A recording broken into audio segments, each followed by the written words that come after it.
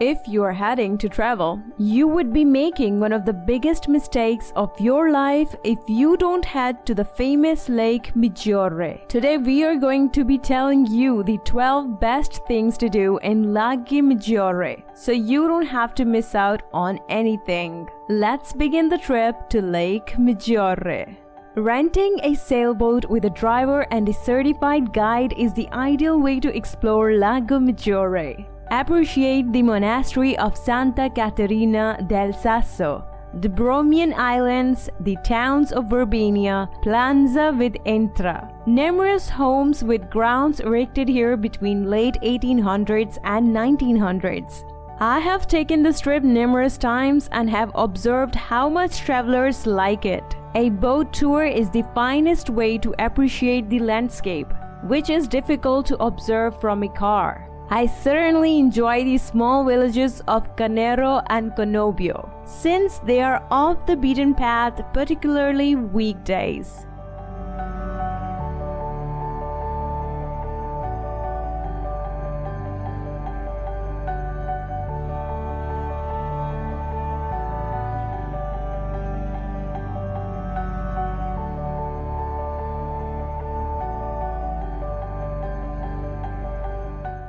The lovely Borromean Islands are situated in the center of Lake Maggiore, northwest of Milan, Italy. There are 3 Borromean Islands: Isola Bella, Isola Pescatori, and Isola Madre, which are renowned for their impressive architecture and lush gardens. The Borromean clan owns the entire group of islands, which they initially obtained in the 1600s. Isola Bella is the most visited of Lake Islands, with the enormous classic-style home and lawns of the 17th century Palazzo Borromeo, as well as a charming but small hamlet with tiny cobblestone paths snaking between antique cottages.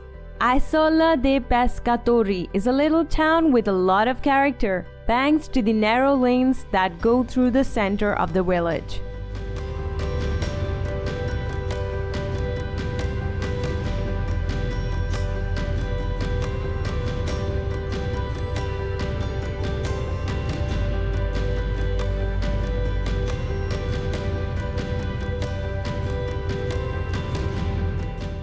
How many of you have pondered what it would be like to go inside a statue? This extraordinary and one-of-a-kind event is a reality. The city of Verona is one of the many places where you may get this encounter. That's where the sculpture of San Carlo, Saint Charles, also known as San Carlone, can be found. The monument of Charles Borromeo, the famously known as San Carlone, stands on the hillside and can be seen from the river's shores.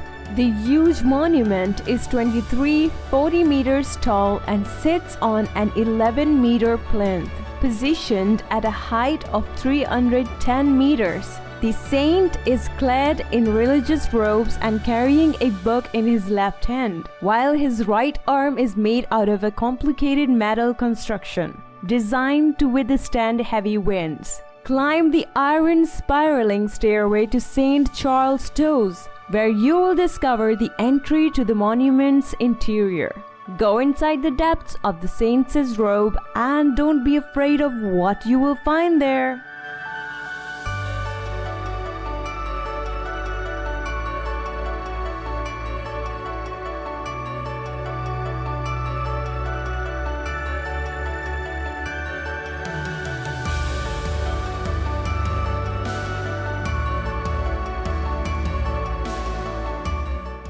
The lake, about an hour ahead of Milan, is encircled by alpine hills filled with the medieval and classic structures and is known for its crystalline pure water. The magical allure of Lake Orta previously lured painters and authors like Lord Byron and Honoré de Balzac, and it today draws well-heeled holidaymakers from Italian, Swiss, and German regions, who enjoy their vacations in beautiful plazas on the enigmatic San Giulio Island.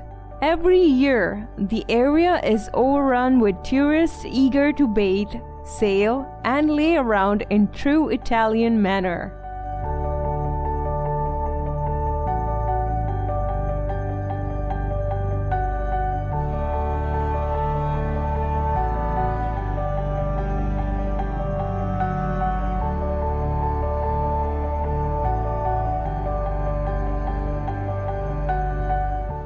The Santa Caterina del Sasso Hermitage, also known as del Sasso Blaro, is by far another of Lake Maggiore's most lovely and unique settings. Nevertheless, the Hermitage's past, rather than its stunning beauty, draws a large number of pilgrims and tourists annually. The Santa Caterina Hermitage, which is hanging to a steep hillside on Lake Maggiore, has a clear view of the ocean. It could only be accessed on walking, whether from the water or by going down a steep set of stairs in above building. In 2010, an elevator carved out of the stone was opened to provide accessibility from the parking lot atop. Year-round, the monastery hosts a variety of religious festivals and festivities. The performances have grown in popularity at the venue.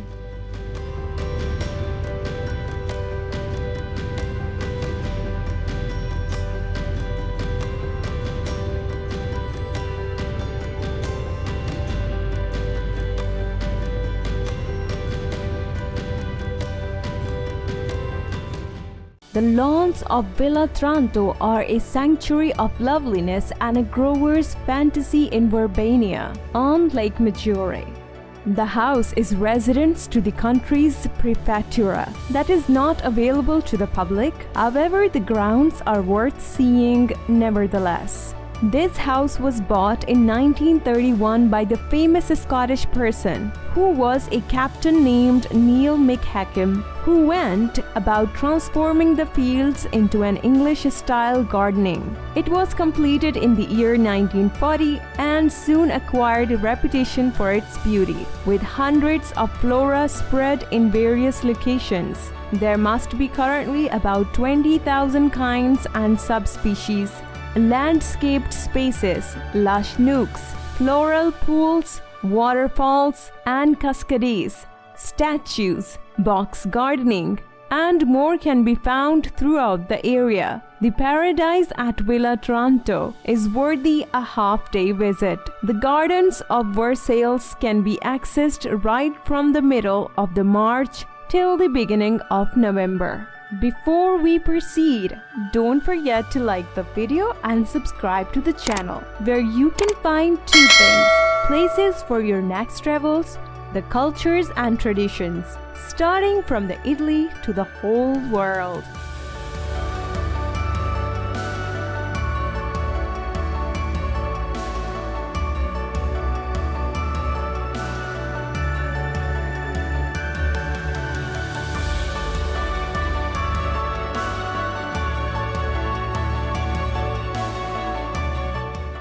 Including the continually pure hair, verdant open plains, and unique spherical top that shines out in the horizon. Mottarone is a hill extraordinaire, known formally as Miodrand or Circular Peak. It has become a fashionable resort for European royalty during the Belle Epoque period, attracting composers including such Toscanini, who would linger in its mountainous area, savoring the healthful air and exquisite grandeur of the surroundings. The biggest revelation in Mottarone is Alpiland, which is located at the peak and includes a popular theme park situated for all children in the family. The Alpine Coaster, a bobsledding with a speed control choice, is the huge attraction.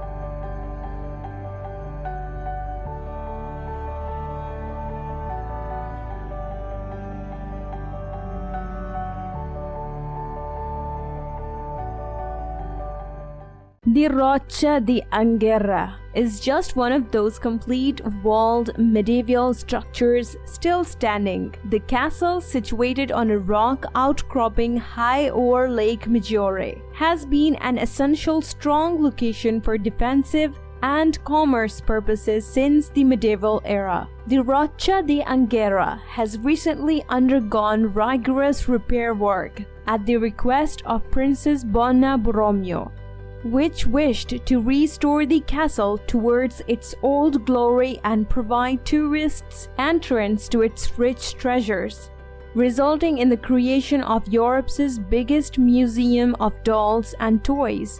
It's difficult not to be awestruck by the tower's size and majesty, as well as the seriousness of Sala del Buon Romano, the Sala delle Metallurgia, and huge artworks, pictures, and furniture transport you to antiquity in the Sala de San Carlo, as well as the Sala dei Pasti Borromeo.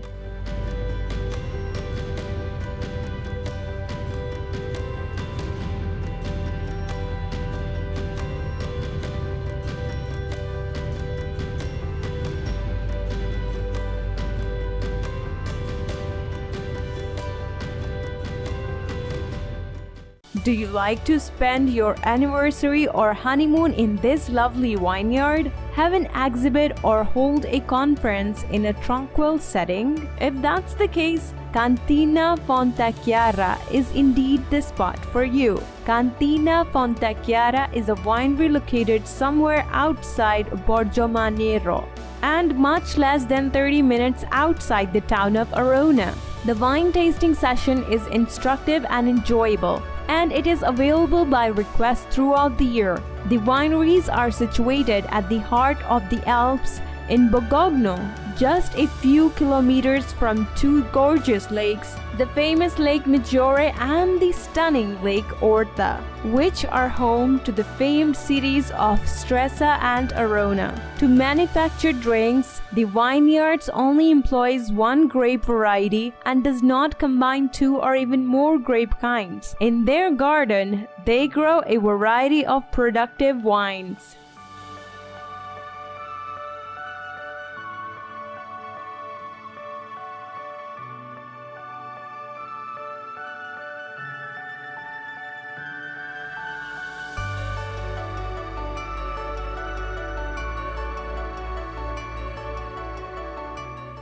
If you are looking for something more, the contemporary Locarno Lido brings water-based entertainment to a whole new level. Young people and adults will enjoy a terrific day at Lake Maggiore, with well-being amenities, a gymnasium, and an Olympic-sized swimming lagoon, as well as interior and exterior spas and hot tub with unusual water features.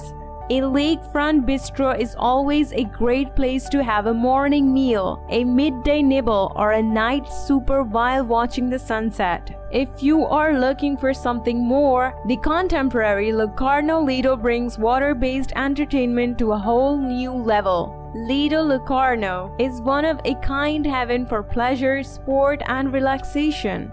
It is Ticcone's finest state-of-the-art aqua park, including a swimming hole, pool house, water activities, and fun areas. Guests may bathe, rest, and have pleasure in the pool while taking in the beauty of the lakeside.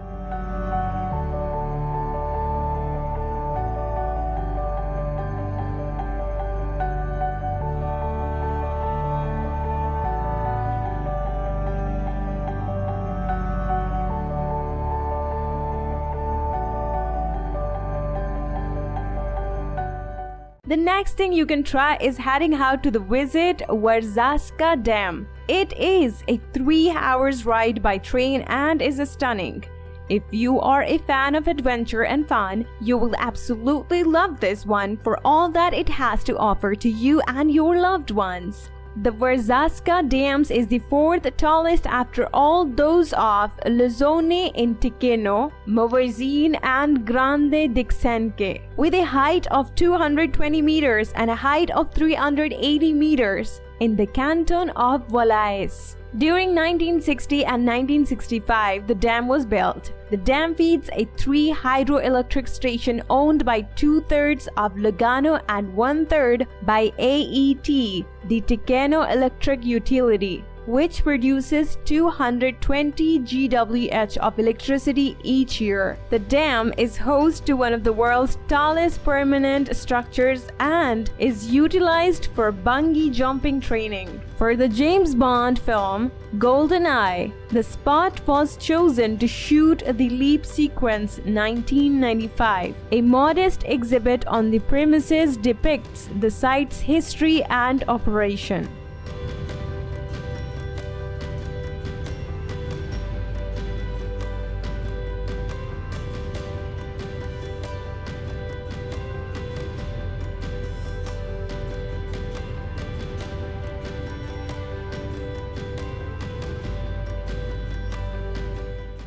Mergozzo in Piedmont, Italy, offers a diverse range of experiences and activities, leaving it easily worth a gander. The town is located in the Piedmont area on the beaches of the namesake Lake Mergozzo, that is located slightly north shore of Lake Maggiore and divided by the river Tocce. The huge swaths of the Val Grande National Park lie just north of Mergozzo and can be appreciated in combination with a visit to the old town of Domo do Sola and its Sacro Monte, sacred mountain, that overlooks it. Another alternative is to go southward to Lake Orta, which has several attractions like as the lakefront villages of Omegna, Orta, San Giulio, and Piella, with the culminating splendor in Pella.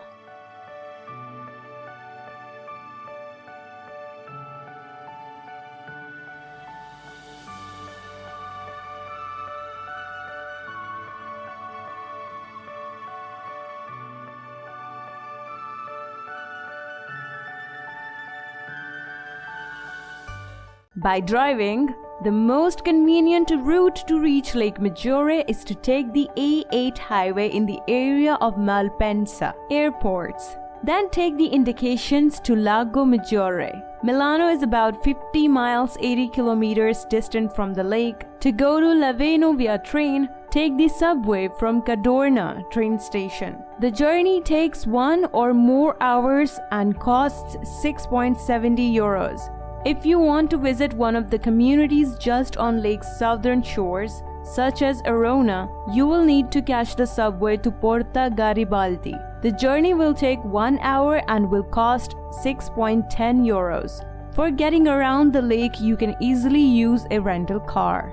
For eating, you can head to Il Vicoletto, Ristorante Piccolo Lago, Ristorante Grotto Sant'Anna, or at the famous Ristorante Serenella. All of these have heavenly food and are easily accessible. You can either stay in hotels or have your pick from the tons of Airbnbs around. Borromeo is indeed the biggest town in the area, and it's probably the most apparent place to stay if you are visiting. Stressa's picturesque cobblestone lanes and magnificent buildings are evocative of the region's golden heyday in the early 20th century. A succession of magnificent Belle Epoque mansions and houses along the water's edge are perfect for renting and are a memory of the rich families that gathered here each year. Grab a stay in one of the waterfront's stunning buques, Arts Hotel, and enjoy amazing views of the island of San Bella, which is just a stone's throw away across the lake's sparkling waters. If you are staying in Conobio, make a point of hiking to the breathtaking Orto di Santa Anna.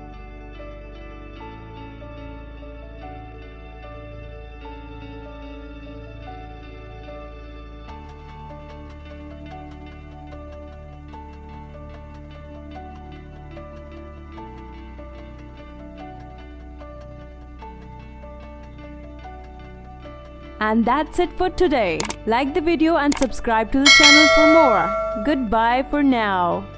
If you want to know more places to visit, can't miss watching this video about some places to see around Lake Maggiore. Thank you for watching. Goodbye.